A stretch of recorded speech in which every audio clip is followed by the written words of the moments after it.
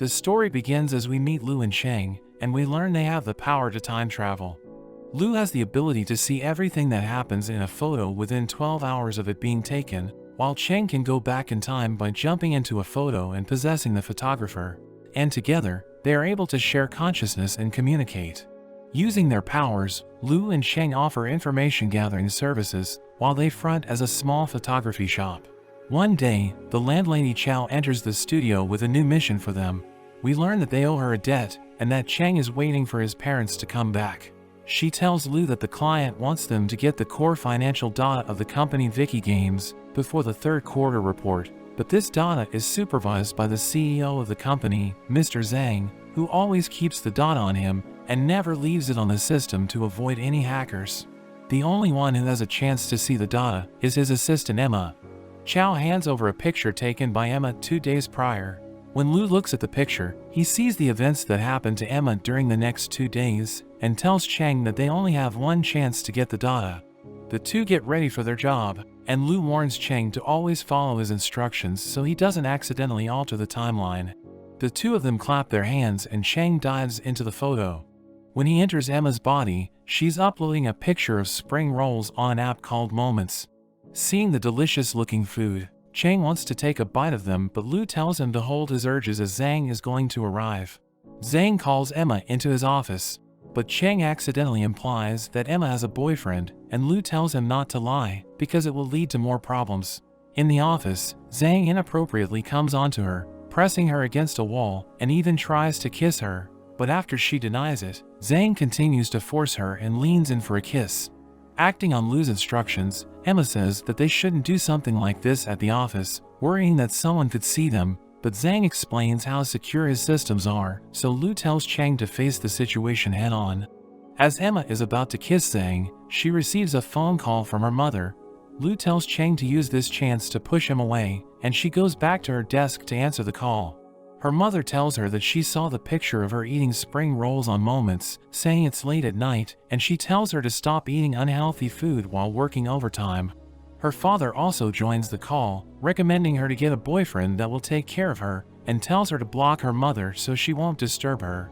Zhang arrives just after and interrupts the call, telling her to get the material ready for the meeting the next day. He also tells her to take out her colleagues' trash and get the meeting room ready before 9 a.m. Lu eats his ramen while he tells Chang to start preparing the material. While working, Chang feels bad for Emma, thinking that she always works this hard and late every day. When Emma arrives home late at night, she receives a message from her mother, but it ends up going unnoticed. After she falls asleep, she dreams about having a nice time with her parents around the dining table, when suddenly, Chang takes her place in the dream, and his parents walk away from the table. He tells the dream to Lu, who explains that his feelings are connected with Emma. In the text messages, Emma's mother apologizes to her for getting her in trouble with Zhang and expresses how much they love her. The next day, Emma goes to the meeting room and prepares everything for the guests that are about to arrive. She is nearly caught complaining to Lu as Zhang arrives. Emma grows impatient, and Lu tells her to calm down and wait.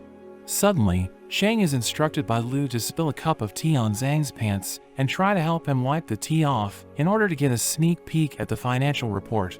As she's trying to help Zhang, his wife walks in and sees Emma wiping his pants. She accuses him of cheating on her with Emma, but Zhang blames everything on Emma instead. The wife slaps Emma while insulting her and her parents. Chang is enraged by all this, but Lu tells him to not cause a scene and remember the rules.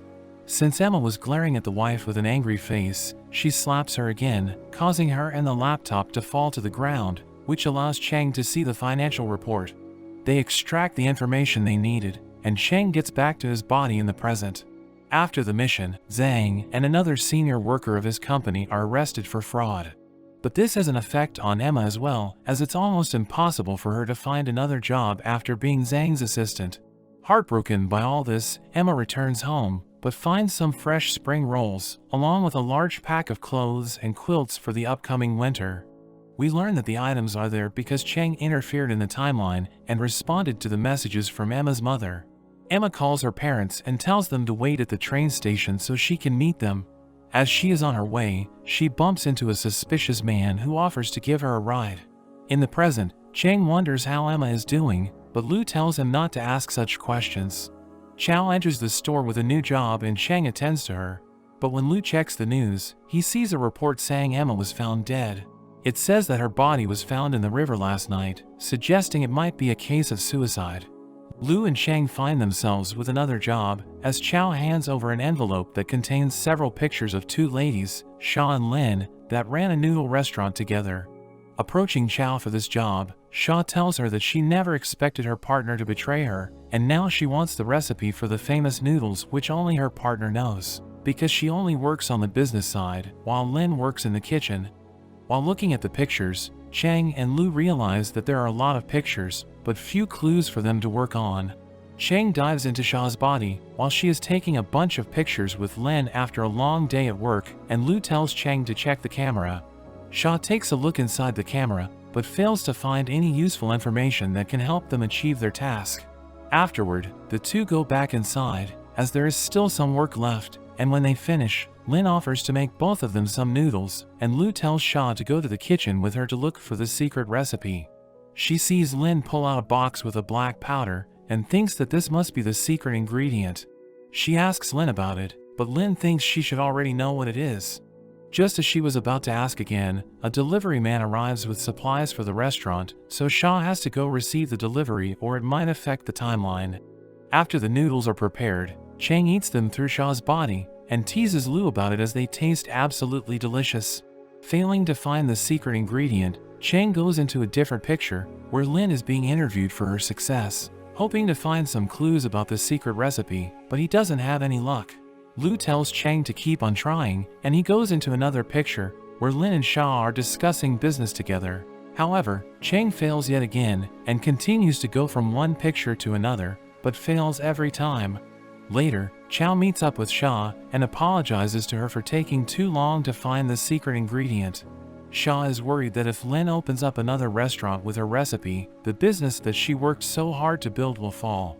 In another attempt, Chang goes into Lin's body accidentally at a later point in their life, thinking that the picture was taken by Sha, but it was taken by Lin instead.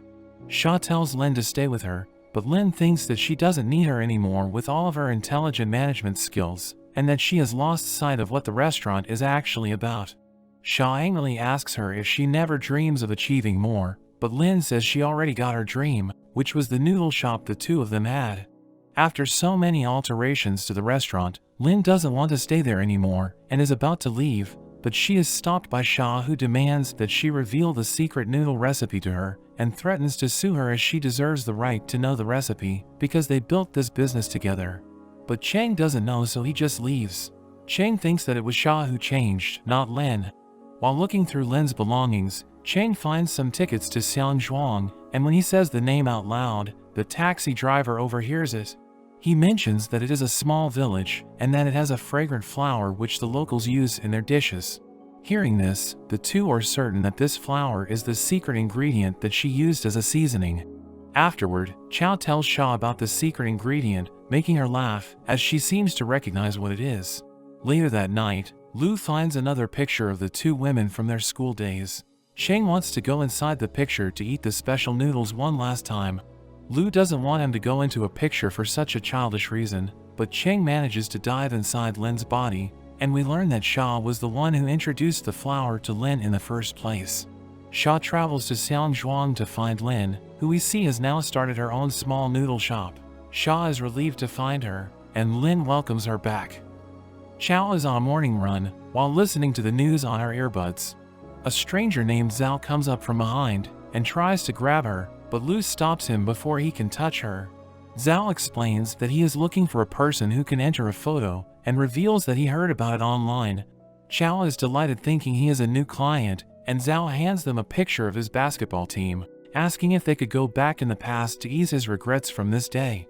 Later, Lu shows the picture to Chang, and tells him about Zhao being on a school basketball team, along with the words that Zhao wants Chang to say to his loved ones. Zhao explains that the day on which this picture was taken was the most depressing day of his life. He lost the game, missed a chance to be with the person he liked, and had a fight with his mother. He tells Chow and Lu to say a few words to all of them, to make up for his past actions. Hearing about this, Chang wonders if this could change the future. but Lu assures him that nothing will be changed. So Chang goes inside the photo as Zhao, and he meets Hongbin, the captain of the team, who tells him to stay prepared as a reserve and take photos of the team. Meanwhile, the opposing team makes fun of the shabby basketball court and thinks that the match will be boring, thinking it will be an easy win for them. Chang struggles to see properly because Zhao wears glasses, but he has to just go with it. When the match begins, the opposing team easily gets past the defense and scores the first point. Since they are losing, Hongbin tells the team to keep their spirits up. Chang feels like he's going crazy, but Lu tells him to hang until the end of the game and just deliver the messages. As the match goes on, Zhao takes a picture but the flash goes off, which distracts Hongbin. A member of the opposing team takes the chance and injures Hongbin's knee. Chang becomes worried, asking Lu if he has accidentally changed the past. Lu confirms that he has, but the final outcome won't change as long as the team loses. As the captain is injured, Zhao is subbed in his place, which makes Chang worry because it isn't supposed to happen. When the game continues, Chang manages to steal the ball. He immediately turns the tide of the game and shocks everyone with his skills, making Hongbin wonder how he got so good. We learn that Chang is a great basketball player, and he used to play it with Lu. Zhao continues to score in the first half, which makes Hongbin compliment his skills, thinking he must be practicing a lot by himself to be this good.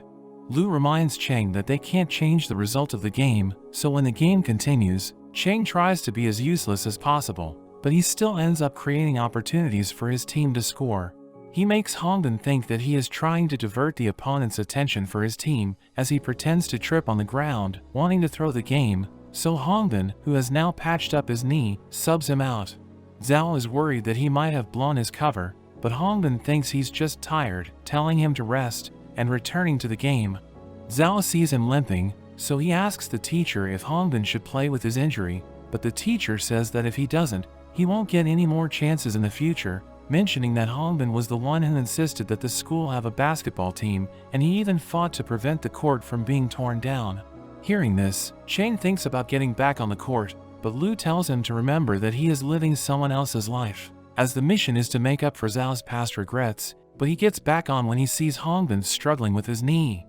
With just a few seconds left in the game, Chang immediately gets into action, shooting several points for the team and helping his team catch up. Threatened by Zhao's sudden burst of performance, the opponent team trips Zhao, and one of them deliberately steps on his glasses, thinking he won't be able to play without them. However, Chang is now able to see properly, so he scores a three-pointer and ties the score. The opposing team then scores another 2 points, and Lu tells Zhao that he should let things play out now. However, Zhao refuses to listen to him, and he tries to score a three-pointer, but he is blocked by 3 defenders. Putting his trust in his team, he passes the ball to one of his teammates who shoots and lands the three-pointer. Chang remembers a conversation he had with Lu, where we learn that there are important nodes in time, and if they remain unchanged, the past will remain unaffected as well, even if events leading up to that point change. Zhao's team has won the game, and they celebrate their victory, but Chang is frozen in Zhao's body, thinking that he just changed the past. Worried out of his mind, he tries to talk to Lu, but Lu doesn't answer, so Zhao panics, thinking that something has happened to Lu. He is about to clap his hands to jump out of the picture, but Lu intervenes, telling him to stop. According to Lu, even though they won the game, the final result hasn't changed. The chemistry teacher informs Zhao that the higher-ups of the school have already decided to tear down the basketball court. Zhao asks the chemistry teacher to let the team celebrate this victory and keep this information to himself for now. Zhao takes Hongbin back home, since he can't ride a bicycle because of his knee. On the way, Chang tells him the message that Zhao wanted to tell him. As they make their way to Hongbin's house, they are stopped by Hongbin's little sister Mei, who scolds her brother for playing basketball instead of studying. She sees Zhao, and barely recognizes him without his glasses. Lu tells Chang that she is Zhao's first love, and the second mission revolves around him expressing Zhao's words to her. After Zhao takes a picture of the siblings, Hongbin urges Zhao to take a picture with Mei, and pushes his sister toward him, telling her about his amazing performance during the game. After Zhao has dropped him at his house, Hongbin tells Mei to go with him to see him off. On their way, Chang is baffled by how Zhao could be so oblivious to the fact that Mei had feelings for him. Mei compliments him and says that he looks cute without his glasses. Zhao is flustered by Mei making the first move, and he hesitates to respond. She tells Zhao that she and Hongbin are half-siblings, and their dad wants her to move to the city with him after her exams. Cheng ends up delivering Zhao's message to her, but he makes a promise with her. Zhao rides his bike on the way home as the night approaches, and he is worried that he has altered the timeline by making a promise with Mei, but Lu reminds him that the result won't change, as long as the key moments stay the same. When Zhao arrives back home, he gets chased and yelled at by his mother for ignoring his studies and being late. They sit at the dining table, and we learn that Zhao's father is never home. Zhao starts to enjoy the food, but Lu reminds him that he needs to have an argument with her. Zhao begins his conversation by mentioning that Mei is going to the city for her next semester and asks if he can work there as well.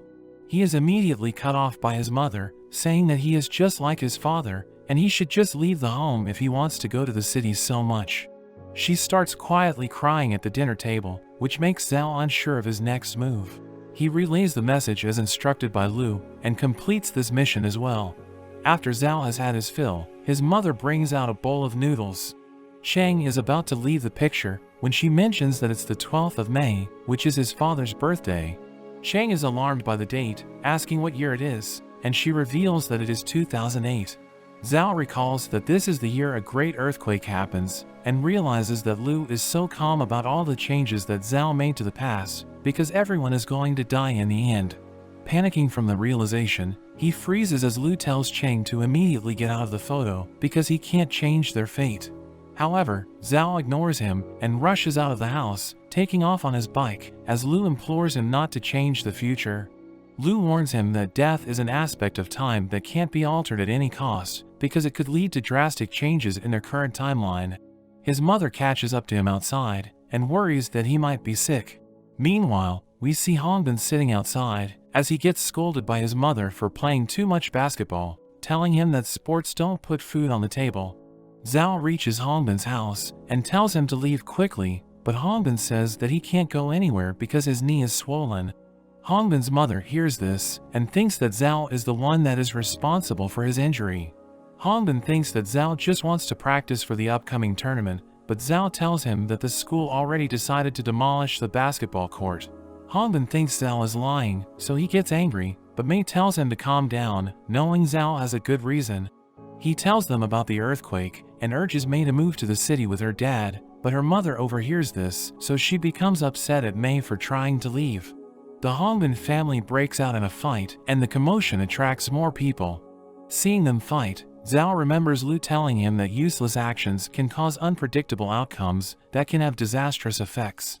The people ask Zhao how he knows that there will be an earthquake. Feeling overwhelmed, Zhao tells them that it came from a magazine, so they all laugh at him. He rushes back home, pleading Lu to just let him save Zhao's mother, and Lu reluctantly agrees, telling him what to do. He goes home, and tells his mother that he heard a rumor around the village about an earthquake.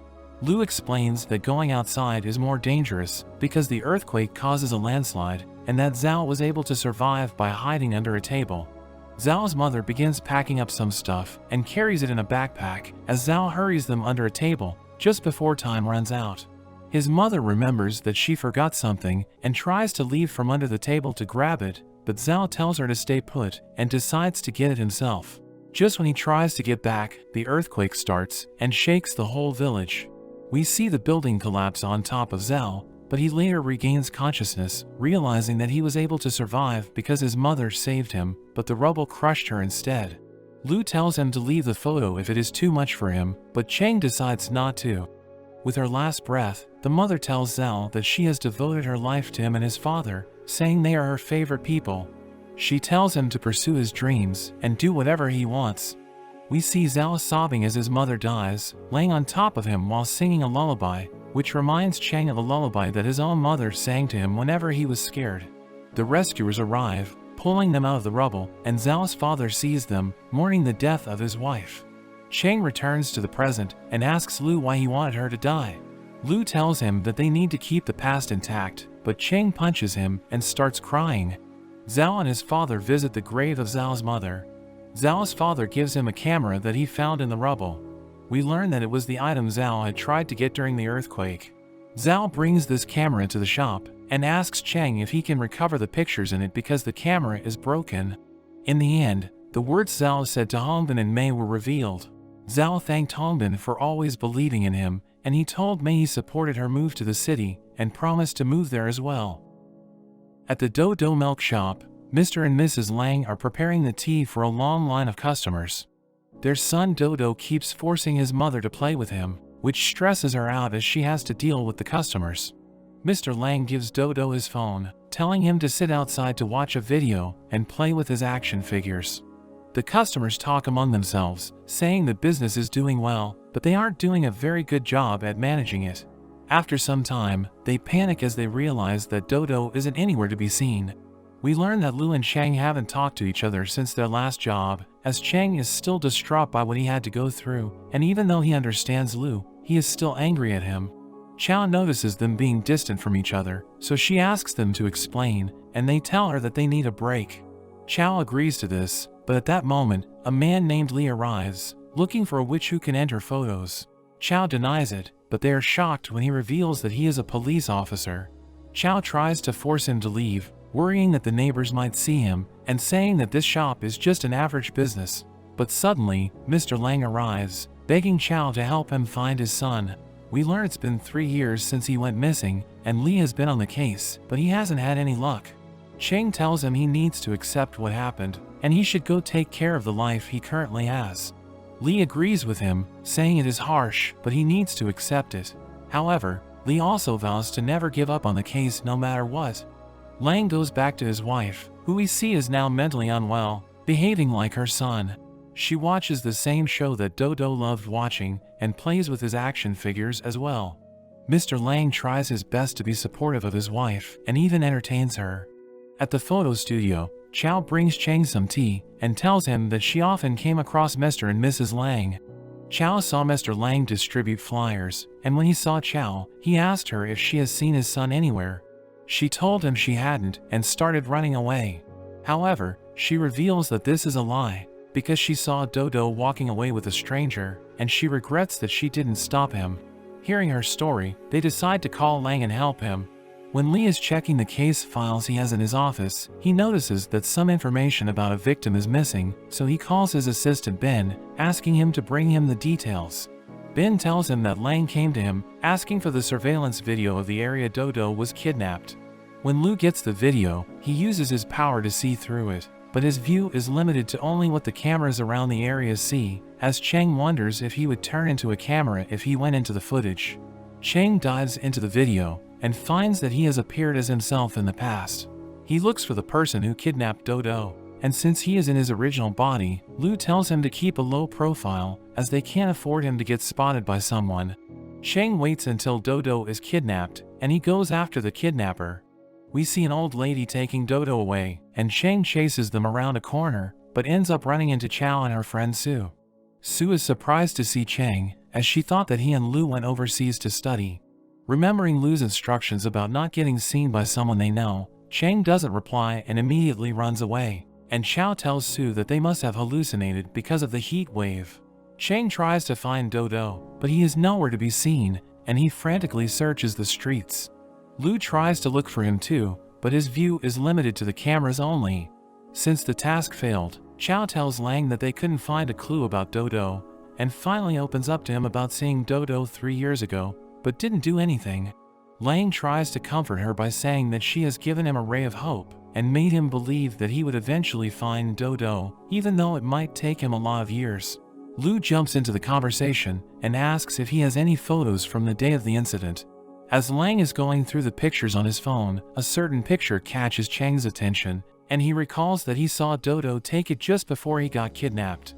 He uses the picture to dive into Dodo's body right before the incident. The kidnapper throws a ball toward Dodo, and when he smells the ball, he gets drowsy, struggling to stay awake. He goes with the kidnapper who poses as his aunt, and the customers see him leave, but they think that the parents must have called his aunt to take care of him. He passes by Sue and Chao right when they encounter Cheng. Since Dodo was drugged, Lu couldn't learn anything through Cheng, who ultimately loses consciousness. When Dodo wakes up, he finds his kidnapper sleeping, and Lu tells him to look for clues. He finds a Red Sun Hotel card, which means they are already outside of the city, as there are a lot of Red Sun hotels throughout the country, but there is none in their city. Lu tells him to look into her wallet to find her ID, so he carefully opens it and pulls out her ID card, but he realizes that it's tangled in a talisman. He finds it strange that she is superstitious but traffics children at the same time. He pulls out the card, but accidentally drops the talisman, making a sound. He worries he woke her up, but we see that she is still asleep, and we learn her name is Kate. But the woman suddenly wakes up, and Chang uses a move that he learned, and punches her in the jaw. Chang is amazed by how effective the punch is, but Kate gets up, threatening to beat him up and dismember him. She tries to attack him, but he evades her and pretends to be her ancestor to scare her. He tells her that she will be arrested in 3 years' time, and that she should take great care of the child. At that moment, Chang's time runs out, and Dodo returns back to his original self. Back in the present, everyone gets together outside the police station and eagerly waits for Dodo to arrive. Dodo gets out of a van and sees his parents for the first time after 3 years. He is afraid at first as he hasn't seen his parents in a long time, but goes in to hug his dad, who apologizes to him for taking so long to find him. Lee arrests Kate, but she says that she has treated Dodo well, hoping for leniency. Chang reminds Kate that her ancestors are watching her, and she immediately apologizes to them. Lee also reveals that he knows the real identity of Lu and Chang, because he found Chang in the surveillance footage around the Dodo milk shop 3 years ago. He hands Chang a bunch of photos of cases he's working on and asks for his help. But Lu intercepts the envelope and says that he's the one that decides if they take the job. However, when he opens it up, he sees a picture of Emma. Chang moves in to take a look at the picture, but Lu quickly swaps the photo for a picture of a man who is revealed to be a serial killer. Lee explains that it is the only picture they have of him, as the killer is extremely cunning. The killer has no connection to his victims, and they have no clues to find his identity. Hearing this, Chang immediately wants to help out, but he is slapped by Chow, as he isn't the one that makes the decisions. Back home, Chang asks Lu if he is sure that they can't help with the case, as he rarely denies a job. Before he could answer, Chow arrives along with Sue. Chang and Sue greet each other, and it quickly devolves into an argument, but Chow stops Chang, explaining that she is a customer and they need to be respectful toward her. Sue explains her job, saying that when she and Chow were studying at a university, they had a friend named Donghua who Sue used to hang around with. They liked each other, but Sue never got into a relationship with him because he never took the initiative. Sue even did postgraduate studies just to stay with Donghua, but he still never confessed to her. After their graduation, a party was held in which she took a picture with him and got really drunk. She and Donghua were the only ones left when all the other party members went their own way. Donghua tells her that he has something to tell her, but before she could hear what he said, Sue passes out. Lu asks her why she just doesn't ask him directly, but Sue tells him that she is afraid that the answer won't be what she is hoping for. Lu agrees to help, and Chang is shocked that Lu agreed to help with this, but wouldn't help with the police case. Chang goes inside one of the photos, so he is now in Sue's body at the party, picking her nose to embarrass her and scaring off a guy that tries to approach her. Afterward, as Sue continues to drink, Donghua stops her, as he knows that she gets drunk easily. Donghua mentions that he has gotten used to living his life and doing dumb stuff with her, but despite that, he still has to leave. She sings a beautiful song, which everyone enjoys deeply, and remembers the memories she has made with Donghua and the others. After the party, Donghua is about to say something to Sue, but at that moment, Chang sees a man, thinking he could be the person from the police case.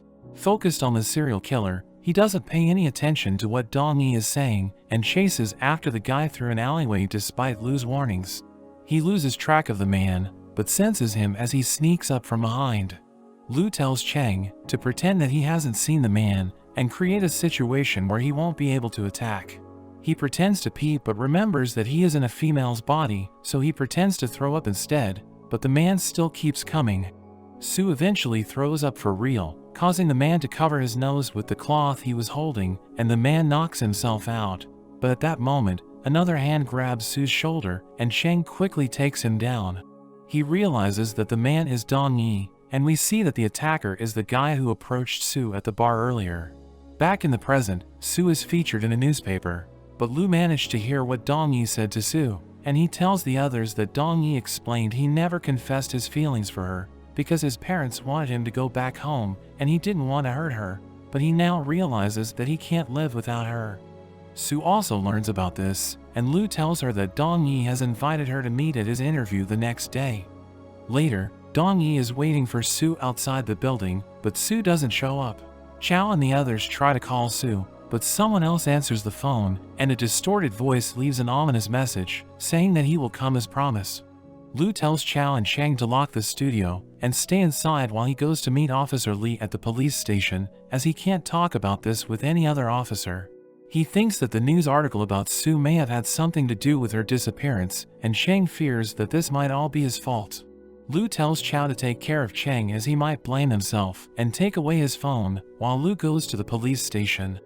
Lee is giving a presentation to the other police officers, briefing them about Emma's case and the serial killer.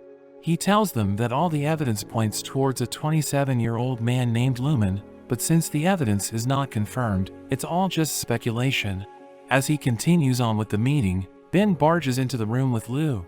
Lu approaches Lee and asks if he can see the surveillance camera photo, as it involves the safety of his friend, and tells him about the suspicious call they received earlier. He takes the picture of the serial killer from Lee and gets the plate number of the killer's car. He uses his powers again and is shocked to discover Chang in the picture. He asks Lee who else has seen the photo, and Lee informs him that it was posted online this morning. Lu immediately rushes out of the police station as Ben informs Lee that Lumen is the owner of the car in the picture. Lu calls Chow, asking her to look for Chang in his room, but she can't find him. We learn that Chang saw the picture online, and he decided to enter the picture alone.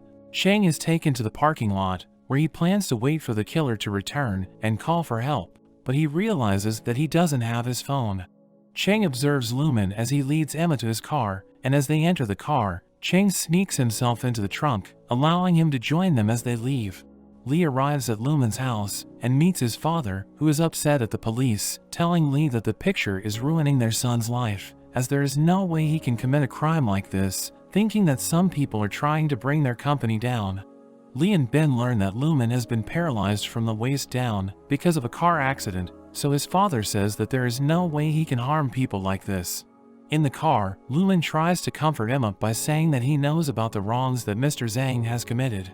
He asks Emma what she wants to do, and Emma says that she wants to get back to her parents and find another job. She thinks that life in the city might be admirable, but she wants to get back to a peaceful life with her parents. As they are on their way, Emma realizes that Lumen took a wrong turn, asking where they are going. He tells her that the GPS rerouted them due to traffic, but Emma keeps pushing, so Lumen admits that he's not taking her to the station. We learn that Lumen thinks she's trying to run away with the money of the company she used to work in, and expresses his hate for people like her who steal from them. Lumen is the owner of the company that Mr. Zhang was the CEO of, so he demands her to give back the money, but when she says that she doesn't have it, he begins to strangle her. Chang, who is in the trunk of the car, hears Emma struggling to escape, and he realizes that Lu knew about what happened to Emma all along, blaming himself for changing the past and causing Emma's death. He resists the urge to help her so that the past doesn't change again, but his shuffling alerts Lumen, so Lumen checks the trunk, but Chang isn't there as he jumped out of the picture in time.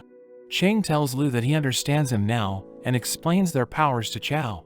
He further tells Chow that she blamed herself all this time for what happened to Dodo, but in reality, it was his fault because he distracted her back then. Lu receives a call from Ben and asks if they have caught Lumen. However, Ben tells him that he isn't the killer because it was impossible for him to have done it. Ben tells him that Lumen was in the hospital when Emma was killed, and according to the surveillance footage, Emma was walking alone on the bridge when she died. Since not enough time has passed, the police couldn't file Sue as missing. Chow receives a call from Dong-yi asking about Sue, as he is worried because she isn't picking up his call, so she tells him that her phone might have died.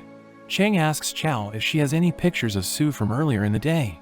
She is unable to find any, but Lu shows them a picture that Sue sent to everyone in a group chat. Lu examines the picture using his powers, and discovers that a masked man broke into her house and attacked her. Lu tells them both about this, and Chang immediately wants to dive into the picture, but Lu warns him, asking him if he is ready to face such a situation again. Lu goes outside with Chow, and tells her that Chang has to experience all the things happening to the person whose body he possesses, all while knowing that he can't change anything. Lu tells her that he might have to experience Su's death, so he needs time to think about it. We see Donghua still waiting for Su, refusing to go without her, as he continues to try to call her but is still unable to reach her. Chang makes up his mind, and he possesses Su's body just before she enters the photo studio.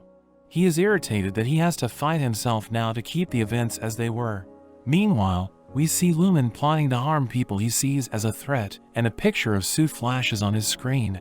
When Lu accepts Su's request, we see Chow and Su step out, and Su asks Chow how their powers work, but Chow is unsure, explaining how they are secretive about it. She thinks that Chang might do something questionable, but Chow assures her by saying that Lu is the one in charge. Chow goes on to say that Chang has strength in his heart, and remembers the time when he was waiting for the news on his parents after the earthquake. She tells Su that Chang struggled to accept the death of his parents, and couldn't fit in with the kids his age. But one day, Lu suddenly walks by their studio. Chow and Chang ask him to help them renovate their photo studio. Chow asks Lu what he likes about Chang, and Lu says it's his foolishness. We see that Lu is embarrassed, because Chang is learning all this through Chow while Lu listens. Chow further tells her that Chang's pure heart and innocence make others feel like they need to protect him. At night, Lu cautions Chang about what he will be experiencing through Su's body, but Chang asks him to let him take the lead this time.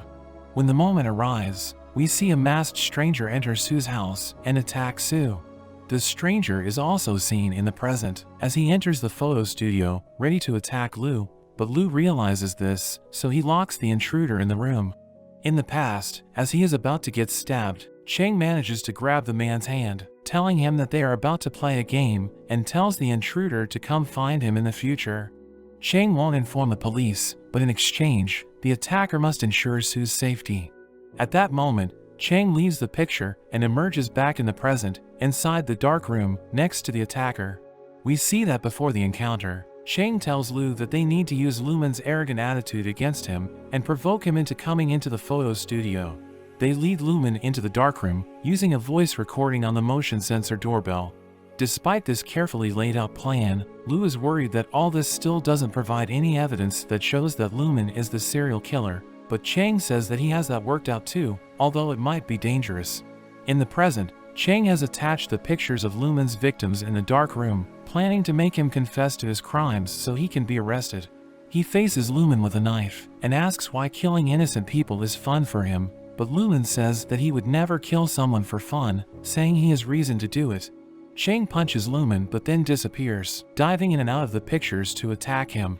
Enraged by the memories, Chang beats Lumen up, trying to make him understand the gravity of his crimes, and ends up taking off his mask to confirm that it is indeed Lumen. Lumen manages to overpower him, confessing to all of his crimes, and claiming that he can't be caught so it doesn't matter. As he says that, Chang calls for the police, who are just waiting outside, and they quickly arrest him.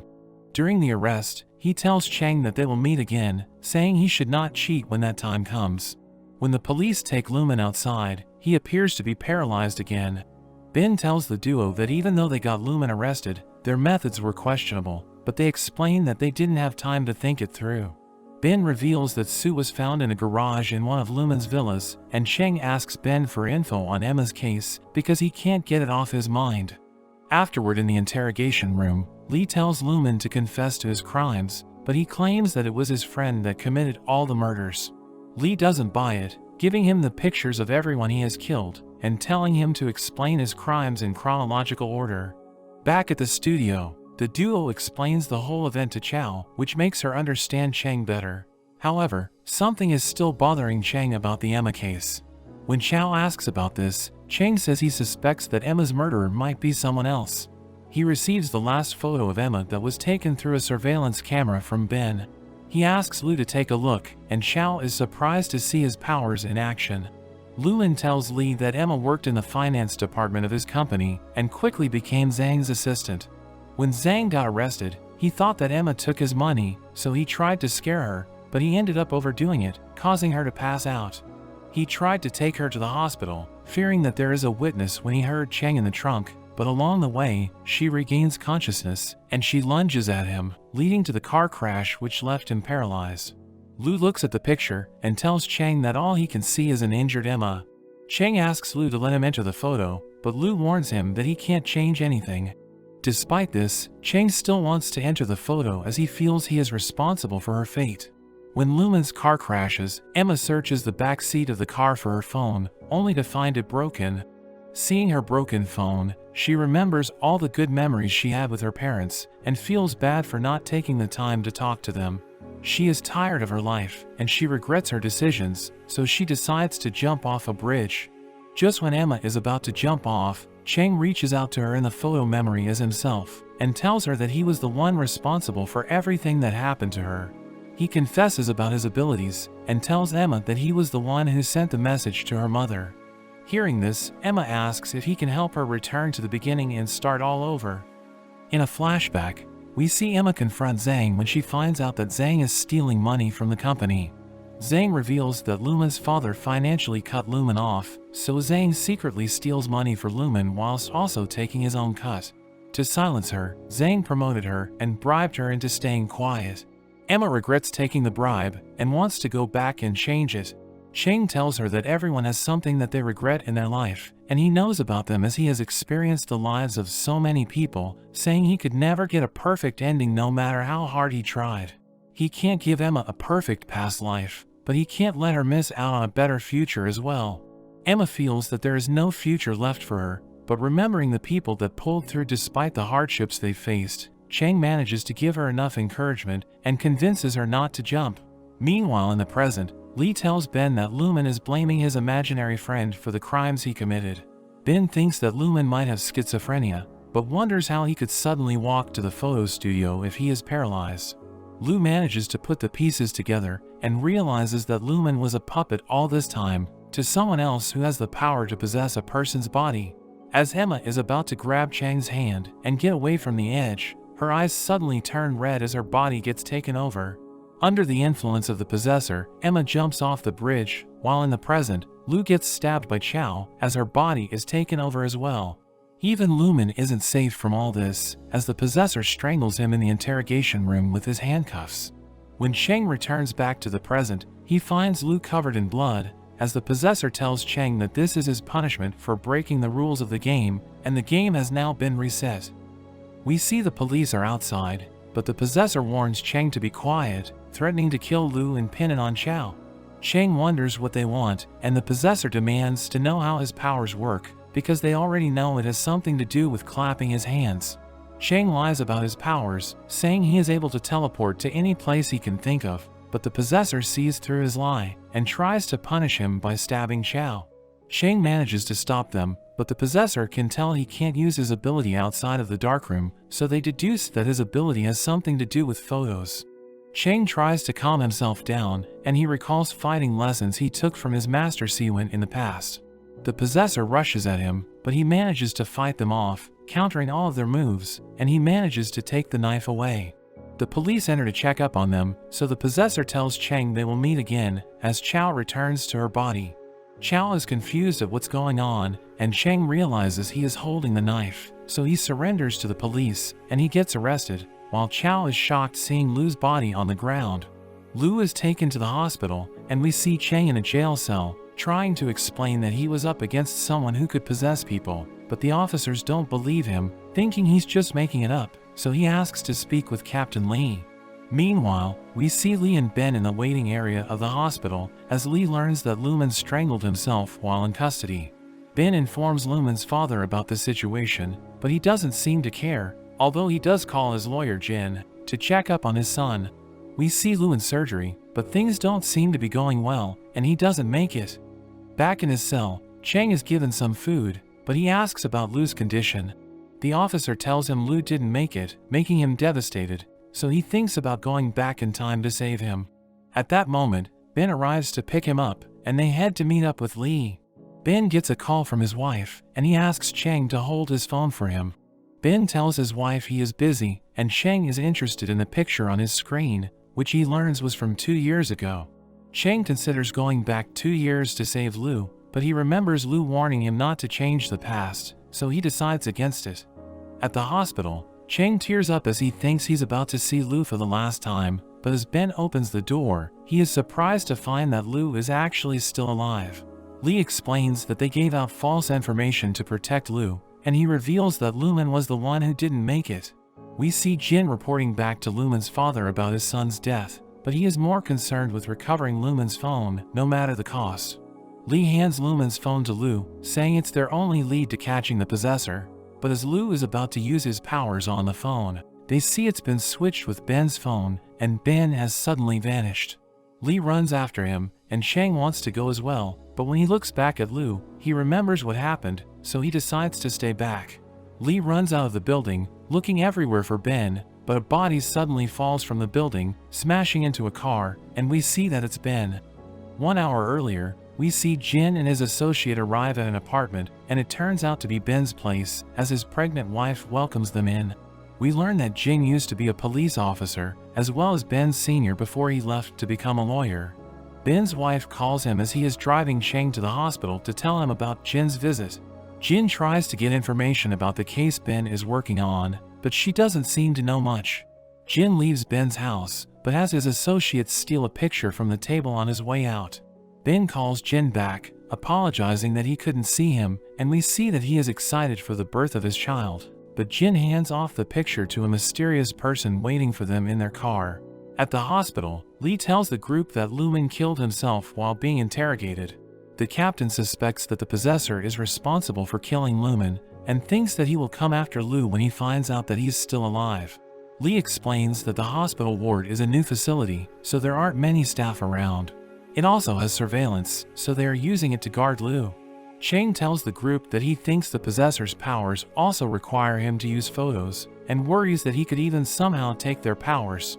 Chang tells them that he deleted all their photos from their phones on his way to the hospital as a precaution, but Chow wonders where the culprit got a hold of her photo.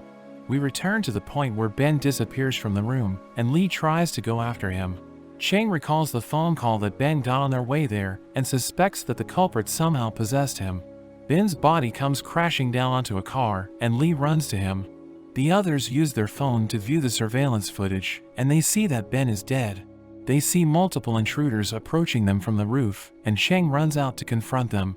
Lu instructs him to block the 2 exits of the building, and Chow tries to help, but Chang tells her to stay behind.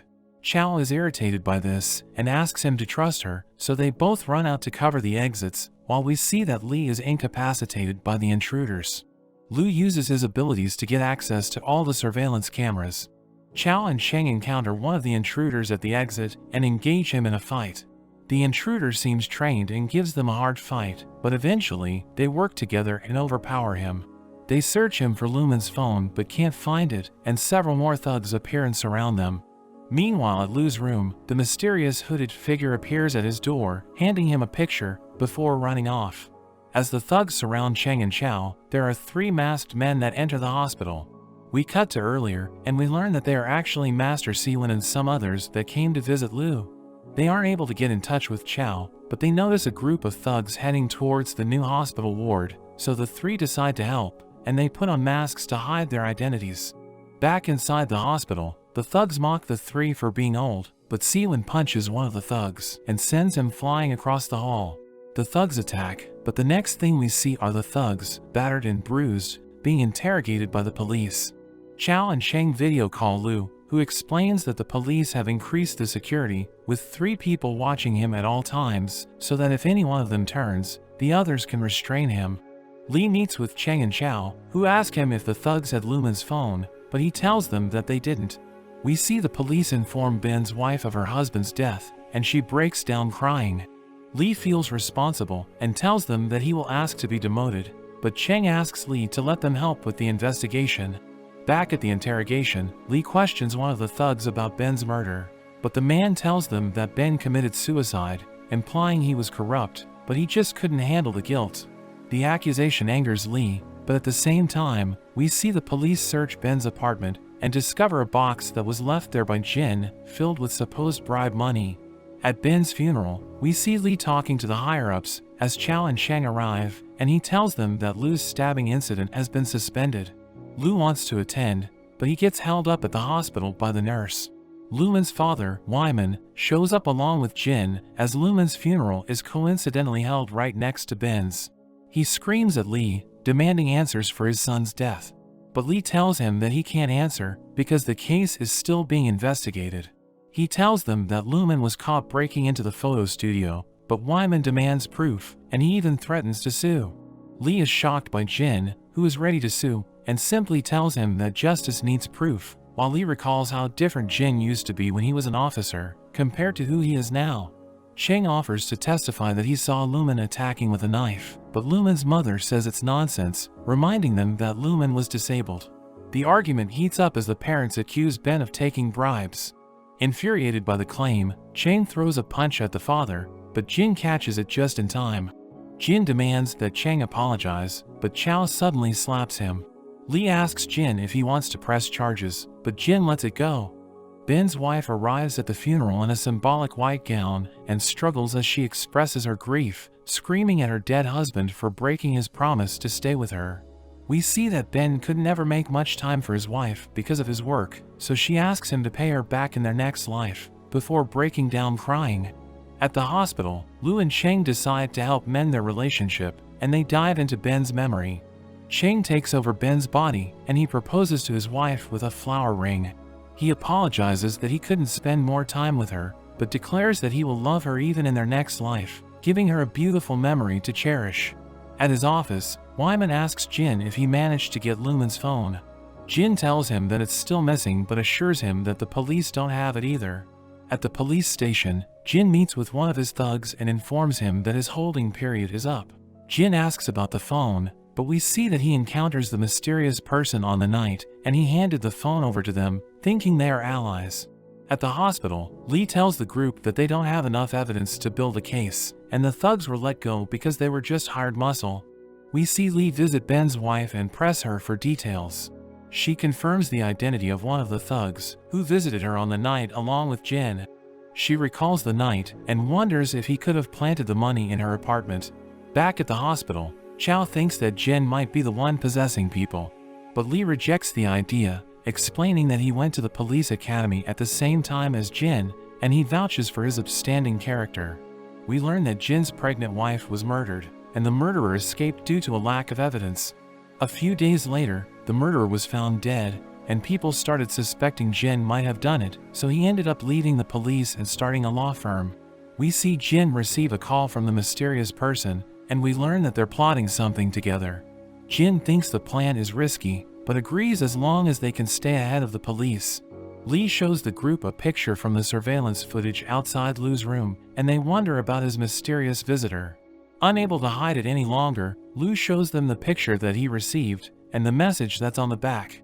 The message reads, "I can't lose my brother," and Chow figures that the mystery person wants them to find their brother. Lu reveals that in his current state, he can't use his powers for too long, so Chang suggests diving into the picture to get more information. Lu notes that this was the reason why he didn't want to show them the photo, but Lee is amazed to learn he can enter pictures. They explain their powers to him, and debate over whether they should risk entering the picture, but ultimately decide to do it. Chang dives into the body of a young girl as they take a picture.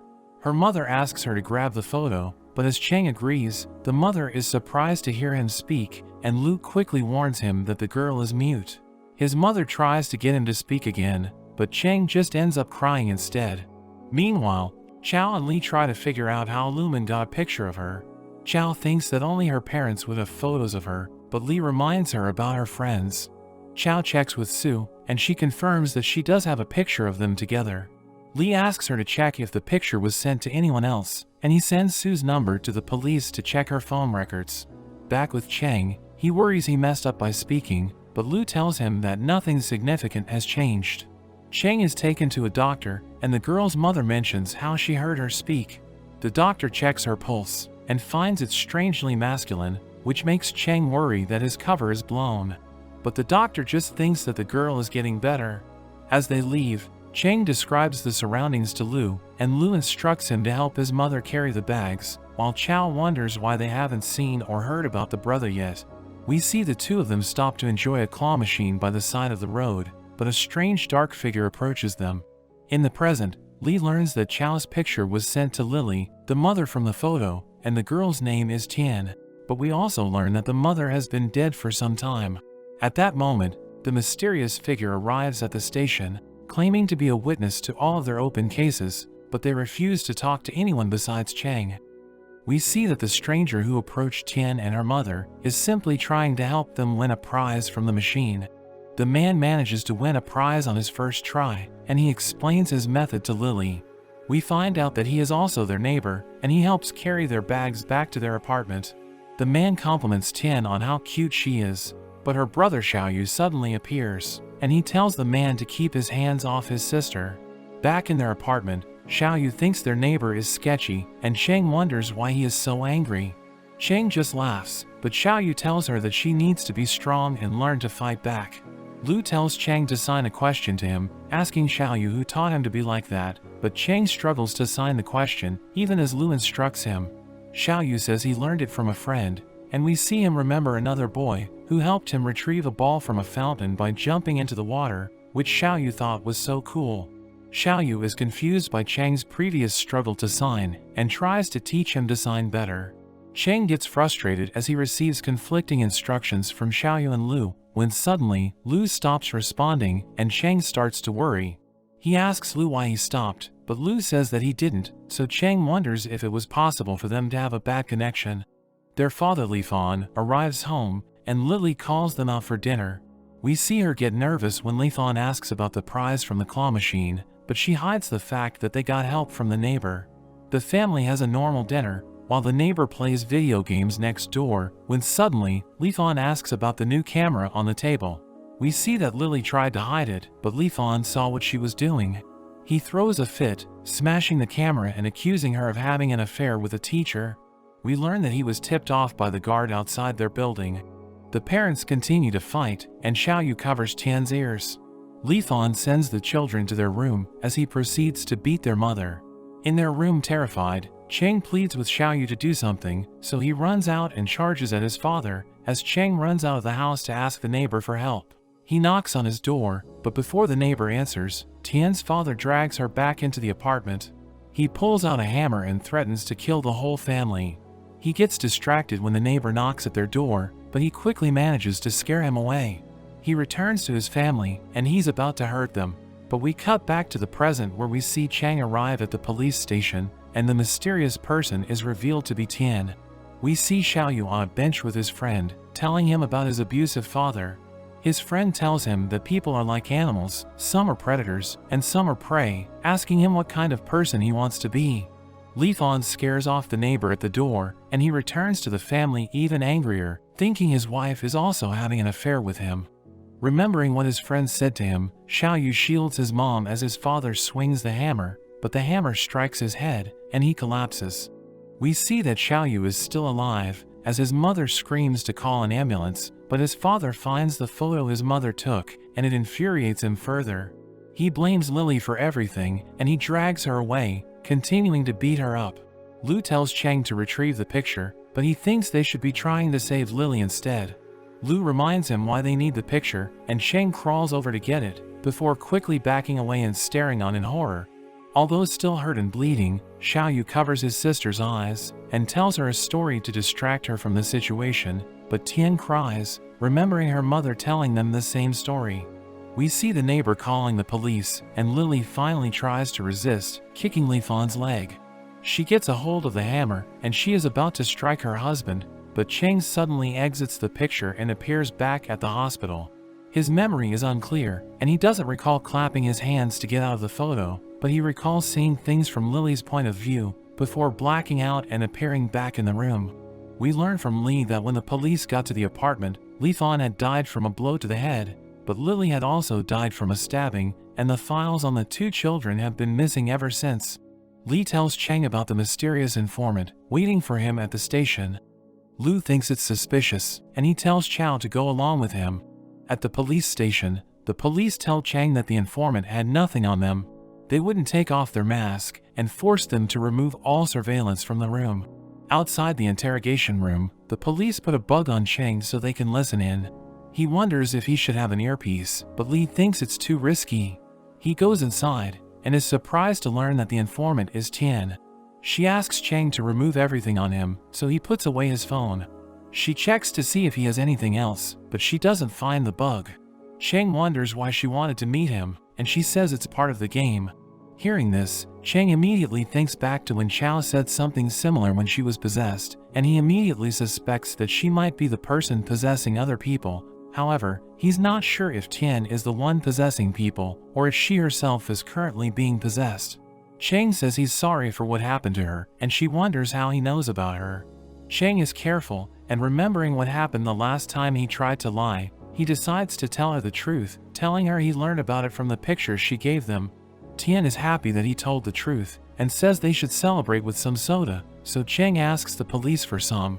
Chang asks her why she wears a mask, and we learn that Tian is very sensitive to external stimuli, and it's the reason she was mute as a child. Chang feels sorry for her, and she uses this to ask him to do something for her. We see Chang ask to take her to the restroom, and an officer named Wang appears to escort the two of them. Meanwhile, in the surveillance room, Chao hears Tian whisper something to Wang as they get to the restroom, so she gets worried. Li looks through the case files and discovers that Lily's murder case happened the same year that Jin left the force. Tian reveals to Wang that she knows the police are listening in on their conversation because of how conveniently she appeared when they left the room. We see Jin waiting for something in his car as Li suddenly receives a call informing him that Lu is missing from his room. Chao searches the restrooms for Cheng and Tian, but they are nowhere to be found, and Li sees that Wang took them away, helping them to escape. We see Jin and Tian planning before she arrived at the police station. Jin explains that the only way to escape the security at the station is to escape into the back streets, and even then, there are surveillance cameras everywhere. Back in the present, we see Wang leading Tian and Cheng out of the facility. The guard spots them, but Wang tells him that they are just going out for some food, clearly being compelled by Tian's powers. Tian follows Jin's plan, who told her to head to an old town in the next neighborhood that's under renovation and doesn't have a proper security system. We see the guards stationed outside Lu's room talking when they hear a noise from inside the room. They rush to check it out, but find the room locked. They break in and see the window broken, and Lu is missing from the room. They report it back to Li, and he orders them to look for Lu. Li spots Cheng and Tian leaving on the cameras and chases after them, asking the guard where they went. He follows after them into the streets of the old town until he finds Wang handcuffed to a pole. He confirms that it's her by asking for her officer ID, but she says she can't remember anything after talking to Tian. She gives Li her phone, explaining that the bug they put on Cheng had a tracker, and Li gives his phone to her so they can stay in contact. Li uses the tracker to chase after Cheng and Tian, while Wang escapes her handcuffs and gets a call from Chao on Li's phone. She tells Chao to stay put, but Chao runs into the old town after them.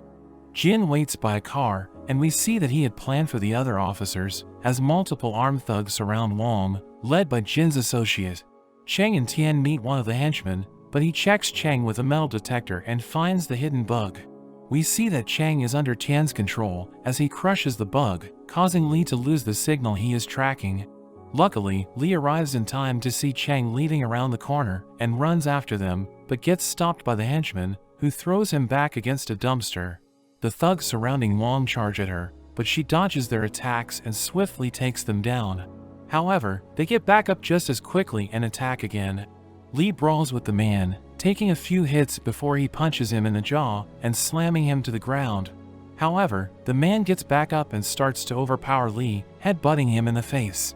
Wang fends off the attackers until the leader throws dirt in her eye, catching her off guard, and he thrusts at her with a knife.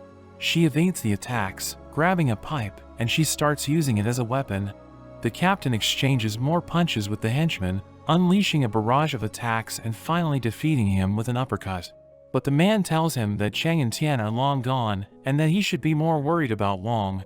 We see Jin sneak up on Wang as she is about to face the thug leader, hitting her in the head and knocking her unconscious. Jin asks what happened, and the thug tells him that she was tougher than they thought. Jin notes that she has seen their faces, so she can't be left alive, so he finishes her off. Li arrives to find Wang lying dead on the ground. He thinks back to how Ben died, and he falls to his knees, screaming in despair. Tian and Cheng are about to escape on a yacht, but Chao catches up to them. She calls out to him, but Chang just follows after Tian. As they are about to get on the yacht, a speedboat rushes toward them and smashes into the yacht. Lu suddenly jumps off the boat, landing on top of Chang, and he's glad he made it there in time. Chang regains his senses and is confused, as Tian tries to touch Lu, but he stops her hand. She attacks, and Lu fights her off, so she tries to escape on the yacht. Lu chases her, but when he touches her arm, he instantly succumbs to her powers as she takes control of him and takes him with her. Li carries Wang's body out of the alley as the police arrive, and he orders them to find Tian. Jin arrives at their hideout to meet Tian, who points him to a room where he finds Lu tied up. He's disappointed to see she abducted Lu instead of Chang, and he wonders how Lu knew where the boat would be. At the hospital, the officers show Li surveillance footage of Lu sneaking out of his room when the cops came in to check after hearing the window break, using it as a distraction. Chang and Chao arrive, and Li tells them about Jin's involvement.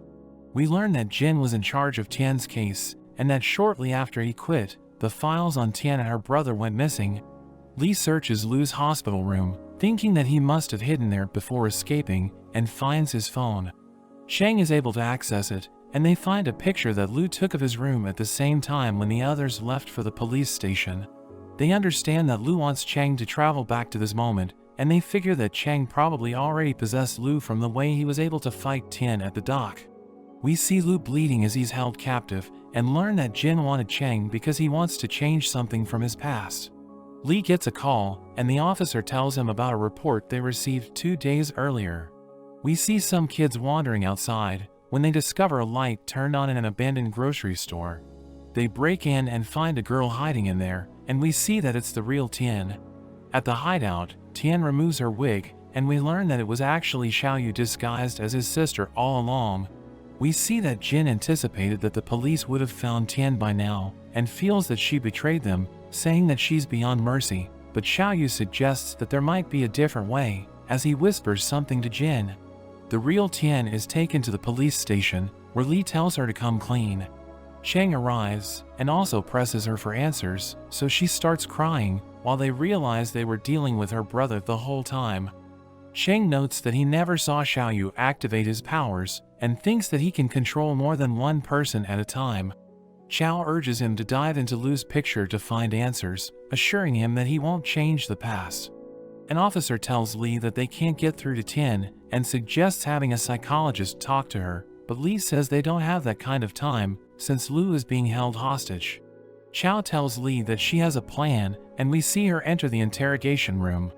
She manages to get through to her by telling her a story about Chang, and then asks her about her brother.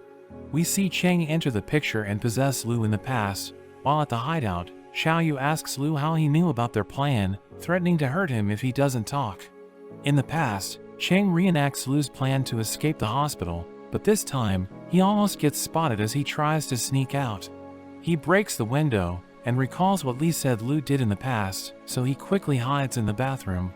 He peeks through the crack, but the officer spots the movement and reaches for the door. However, he gets distracted, giving Chang the chance to escape. He slips past the nurses at the entrance, and thinks about what Chao said, assuring himself that he can't change the past as he runs for the dock. In a flashback, we see Jin sitting in the audience watching a play, and breaking into tears. After the play, he goes backstage, and we learn that the lead actress Lisa is his wife. She introduces him to the other lead actor, and Jin asks them about the new venue that Lisa had said they visited together. The man goes along with it, but we see that they start to struggle to keep their stories straight, and Jin is immediately suspicious of his wife. At the office, Jin zones out until Ben snaps him out, suggesting that he take a break and spend more time with his wife. We later see him drinking heavily with Li, telling him that his wife isn't faithful, and Li tells him something that makes him tear up and drink even more. Jin arrives at the Lily crime scene, where an officer fills him in on the details, explaining that the couple killed each other, and he sees the neighbor giving his statement as he arrives. Jin meets Tian and Xiaoyu outside their apartment, and consoles them with a hug. He asks them what happened, and Xiaoyu confesses that he killed their parents, but he starts laughing like a maniac, and Jin joins him. We see Xiaoyu sitting with his friend, telling him that he lives with Jin now. He asks him if he's a hunter now, but the friend tells him that he's more like a wild beast, asking if he knows the difference, before explaining that unlike hunters, the beast only hunts when they are hungry. We learn he is Lumen's brother Liam, as a butler calls out to him, and he tells Xiaoyu to be more like a hunter than a beast before he leaves. Years later, we see Lumen invite Xiaoyu and Jin to his house. Lumen almost recognizes Xiaoyu, before asking Jin to help him deal with the people who are attacking him online. Jin suggests sending them legal letters, but Lumen thinks they wouldn't care, and that he wants them dead. Lumen gives Jin their first target that he picked out, but Jin tells Lumen that Xiaoyu will be the one killing them and hands the picture to Xiaoyu.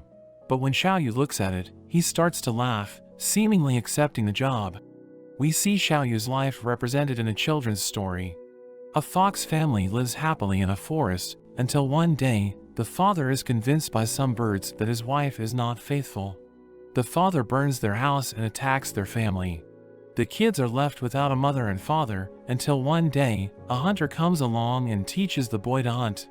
The fox boy hunts down the birds and continues to hunt more animals, until one day, he tries to kill a family of innocent rabbits, but his sister sees this and runs off crying. In the past, we learn that Li told Jin that his wife was pregnant when she was murdered. The pieces come together, as we see the target given to Xiaoyu is his old neighbor, who we learn was the one who spread the rumors about his mother having an affair with a teacher, and that Xiaoyu knew all along. We are taken back to the moment when Lu fought Xiaoyu to protect Cheng, and we see as he boards the yacht and leaves with him. Li rewatches the surveillance of Xiaoyu escaping with Wang and Cheng, and notices that he was holding both their hands at the same time, but suddenly he hears something behind him. In the interrogation room, we see Chao looking at Tian's drawings, trying to understand them, until she sees a strange picture and asks Tian to explain what it means. Chao hurries to find Li, and she's surprised to find Cheng already there, asking him what happened. We return to the night Lu was abducted, and we see Cheng in Lu's body, chasing after Xiaoyu, but as soon as he touches Xiaoyu, he activates his ability, and Cheng is forced out of the photo, reappearing in Li's office. Cheng tells Li that he was forced out of the picture, and they determine that Xiaoyu's ability relies on physical contact. But Cheng wonders about the time Xiaoyu used his powers remotely, so Chao shows them the picture that Tian drew. She explains that Tian also has powers, which allow her to use photos to see what a person is doing, and even look at their memories. And by using their abilities together, Xiaoyu is able to possess people remotely. We go back to the night Ben died. Jin hands the picture he stole to Xiaoyu, who uses Tian's powers to help him possess Ben. At the same time, Jin arrives at the hospital and sends out his main thug. The possessed Ben meets the man on the roof and hands him Lumen's phone. Ben then walks towards the edge, and the man jokes about Ben having a baby on the way. But we see Tian run out of the van crying, and Xiaoyu chases after her. Back in the interrogation room, Chao and Cheng ask Tian for help, showing her a picture of Lu. We see Lu wake up as Xiaoyu enters, asking him how he knew the details of their plan. Lu refuses to answer, so Xiaoyu threatens to torture him, and Tian uses her powers to watch. Xiaoyu dresses Lu's wounds and tells him to change into a costume. At the station, Li tells Cheng that he received a call from Xiaoyu, telling them that he will release Lu in exchange for Cheng. We see Jin instructing Xiaoyu to give the police a tight deadline, so they don't have time to prepare. At the station, we see that they are only given 35 minutes, as Li explains that he has men interrogating the thugs that attacked Wang and men tracking Jin. We learn that Xiaoyu wants Chao to accompany Cheng, and we see them arrive at an underground theater, while Li and Tian wait in a car. As they enter, Xiaoyu instructs them to change through the speakers, and pass through a metal detector because he doesn't trust Cheng. We see Tian use her powers to watch over Cheng as they enter an auditorium. The spotlight turns on, and they see Lu tied up on stage. They run towards him, but stop as they hear a gunshot, and Xiaoyu's voice telling them to follow his rules. He instructs them to start walking toward each other, and Xiaoyu tells Cheng to replace Lu in the spotlight, but Cheng assures Lu that he's got a plan as he takes his place. Cheng gets on stage, and the lights suddenly turn off as he disappears from the stage. In the car, we see Li looking at an empty picture from a surveillance camera. Cheng drops into a chamber under the stage, and Xiaoyu tries to touch him, but he avoids it just in time. Xiaoyu tries to grab him again, but Chang claps his hands and disappears, reappearing beside Li in the car. He asks why the others aren't there, and we see Lu and Chao making their way to the entrance, but there's suddenly an explosion. Li rushes out of the car, but he gets tased by Jin's associate, who then holds Chang at gunpoint. We go back to before the exchange, and we learn Chang's plan. He suggests that instead of sending his current self, he should dive into a picture taken by the surveillance camera to meet Xiaoyu, explaining that he can then jump out of the picture to escape and rejoin the group. At the theater, Jin explains the trap door installed under the stage to Xiaoyu, who thinks that Chang will probably have a plan to escape. But Xiaoyu reveals his backup plan, and we see that there is a tracker hidden in the costumes. We learn that Xiaoyu turned off the metal detector when Chang passed through, so that they wouldn't suspect a tracker, and we see Jin's associate watch as the tracker instantly moves on his map. Jin explains how he plans for an explosion when the police rush in, as we see the theater explode. We see the man take Chang and Tian underground, where they meet Xiaoyu and Jin. Jin takes the gun, and he's furious at Tian, so he goes to shoot her, but Xiaoyu gets in the way. Chang wonders why Xiaoyu gave Lu the photo on the night, and the thug recalls how he handed off Lumen's phone to him. Jin questions Xiaoyu if he has Lumen's phone, and he confesses that he thought about changing the past. Jin demands the phone from him, and the thug is confused as to why he didn't ask for the phone earlier, because he had already told him he handed the phone off to Xiaoyu. The man realizes that Jin knew all along, but Jin suddenly shoots him, saying that he knows too much, and he reveals that he kept Xiaoyu around because he was useful. Jin screams about being betrayed, saying he raised them, but Chang tells them that he was using them as substitutes for his emotional needs. Jin says he doesn't need substitutes, tossing Chang a picture and telling him to fix the past. Chang picks it up, and we see it's a picture of Jin's wife. A crowd gathers outside the burning theater as Li wakes up. He goes to help as Lu and Chao emerge from the entrance, telling them that Tian and Chang were taken. Lu remembers hearing the subway when he was locked up underground, and thinks they may have escaped into a tunnel. He tells them that the nearest station is the Donghua station, and Chao realizes they need to split up. Back in the tunnel, Jin tells Chang to go back and stop his wife from flirting with her co-star. But Xiaoyu tells him she was never unfaithful, explaining that her co-star was the first person that Jin asked him to kill, and when he did, he could see his memories, and saw that their relationship was always professional. We learn that Jin's wife went along to find a new venue for the play but lied to Jin, saying she was with her coworker, so Jin didn't get worried about her being out by herself that late. Jin refuses to accept this, thinking they must have had an affair, and after Xiaoyu dealt with the coworker, we see Jin approaching his wife while holding a knife. In the tunnel, Xiaoyu asks him about his child and Jin loses it. The thug gets back up, tackling Jin to the ground, and hits him with a taser. Jin manages to push him off, but the man gets the gun and shoots at him, grazing his face. The thug shoots again, but we see that Jin is wearing a bulletproof vest and runs off with the man chasing after him. Using the distraction, Xiaoyu attacks Chang, trying to touch him, but Tian pushes him off. Chang says he can help them, but Xiaoyu says he abandoned them because there was no change to their past. He attacks Chang again, but Chang dodges and avoids his hands before ultimately landing a kick. But Xiaoyu grabs his leg, throwing him to the ground.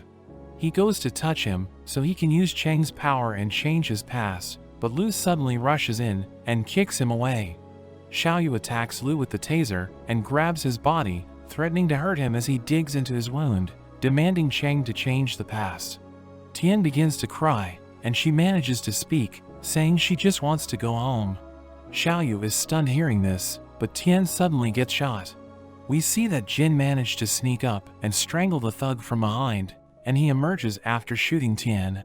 He shoots at Chao, but Chang jumps in front and gets shot. Lu charges at Jin, tackling him to the ground, as Chang gets back up, and we see the bullet only hit his side. Jin lands a punch on Lu and gets on top of him, but Chang comes to help and kicks Jin. The two work together to fight him, and Jin takes off his vest. As Tian lies bleeding out, she tells Xiaoyu that she misses their mom.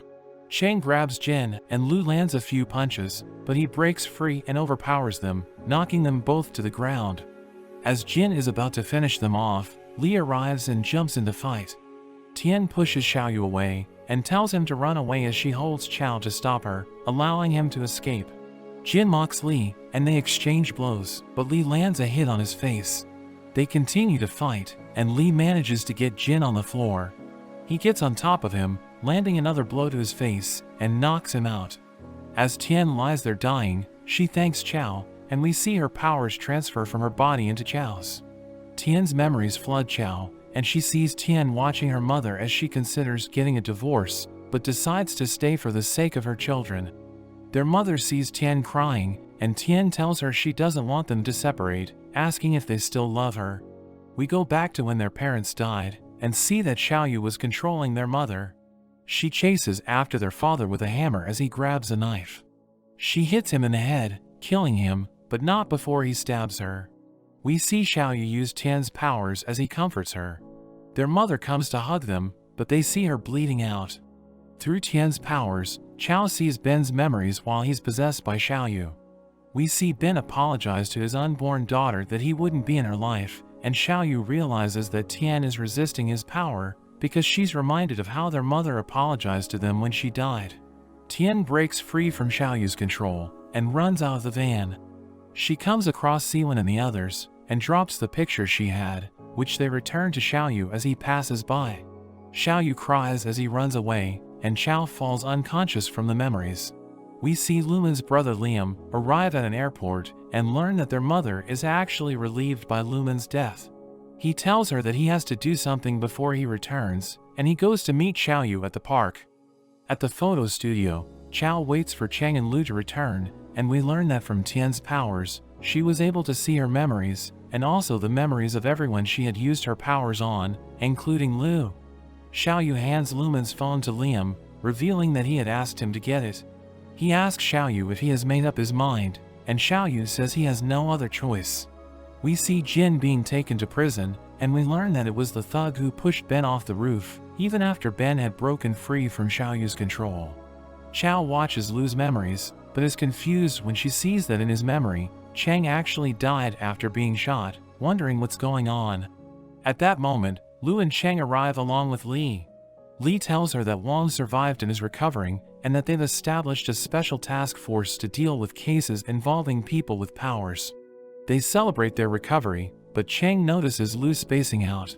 Lu thinks about how he's a hypocrite for always telling Cheng not to change the past, but we see he couldn't accept Cheng dying, and we learn that his powers were more than what we thought as he dives into a photo. But that's where this video ends. Remember to like and subscribe to the channel.